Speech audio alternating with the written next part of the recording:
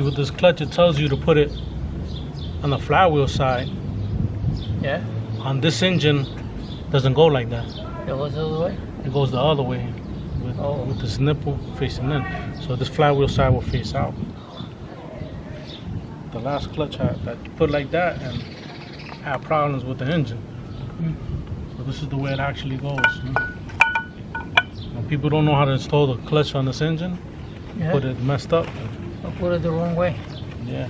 Yeah, but if they're gonna show it, they should do it with a book, tell you how to go.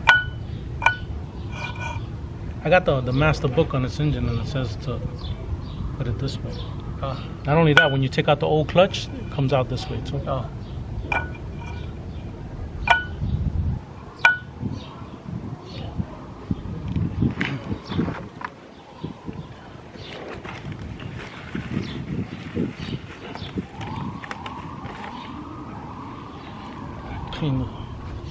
Gotta clean the surface of this clutch plate.